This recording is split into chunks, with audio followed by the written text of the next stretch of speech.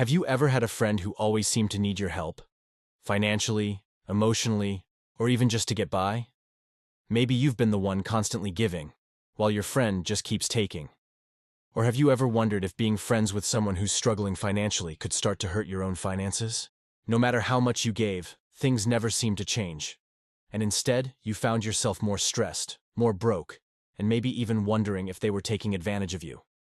If this sounds familiar, you're not alone. Today, we're going to talk about something most people are afraid to admit. How being friends with a poor person can actually make you poor. Let's start with the most obvious issue: the one-way street of financial support. If you're always helping a poor friend financially, you're essentially draining your own resources without getting anything back. It's great to help someone in need, but if it becomes a habit, you might find yourself in trouble. Imagine you have a friend who's always asking for money. Sometimes it's for rent, sometimes for groceries, and sometimes just to get by until payday. You want to help, so you give. But this starts happening every month. At first, you don't notice, but over time, you realize you're spending hundreds, maybe even thousands on this friend. What happens when you need that money for your own bills or emergencies? It's gone. And the sad truth is, your friend might not be in a position to return the favor when you're the one in need. Another problem is the cycle of dependence. When you always step in to help, you might unintentionally create a situation where your poor friend relies on you instead of finding ways to solve their own financial problems. This can lead to them expecting help instead of appreciating it. Let's say your friend gets into the habit of borrowing money from you. At first, it's small amounts, $20 here, $50 there. But over time, they stop trying to save or budget because they know you'll always bail them out. This doesn't just hurt you financially, it also stops them from learning how to manage their own money. And when they don't grow, their problems become your problems. Let's talk about emotional pressure. One of the hardest parts of this dynamic is the guilt. You might feel like it's your responsibility to help your friend, especially if they're struggling and you're doing well.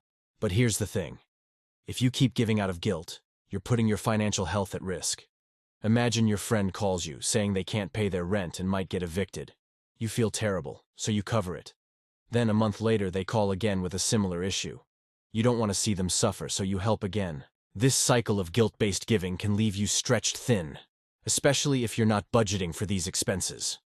Over time, your financial stability might crumble, and then you're both in trouble. Here's another harsh reality. When you're the one in need, your poor friend likely won't be able to help you. This isn't because they don't care. It's because they don't have the resources to support you. And that's when you realize how one-sided the financial aspect of the friendship has been. Let's say you've been helping a friend for years, then one day you lose your job or face an unexpected financial crisis. You turn to your friend for help, but they can't offer you anything because they're still struggling themselves. At this point, you might feel resentment or regret, realizing that all your generosity has left you vulnerable. Constant financial help can also strain the friendship itself. Over time, you might start feeling taken advantage of, or your friend might feel embarrassed about always needing help. This creates tension that can damage your relationship. Imagine you start avoiding your friend's calls because you know they're going to ask for money. Or maybe your friend stops hanging out with you because they feel ashamed of always needing help. Either way, the friendship suffers, and the connection you once had starts to fade. Now, let's talk about another issue that's not often discussed: the possibility of your poor friend pretending to stay helpless so you'll continue helping them. It's a harsh reality, but sometimes, when people get used to receiving financial help, they might exaggerate or even fake their struggles to keep that support coming. This doesn't mean they're bad people. It just means they've grown dependent on your generosity and might fear losing it. Imagine your friend says they can't afford food, so you step in and buy groceries for them. But later, you find out they spent their own money on non-essential things, like clothes, gadgets, or nights out. They might even downplay any progress they've made, like getting a part-time job or saving money, just to avoid losing your financial support. In their mind, being honest could mean losing a safety net, and that fear might lead them to act this way. This type of behavior can be incredibly draining.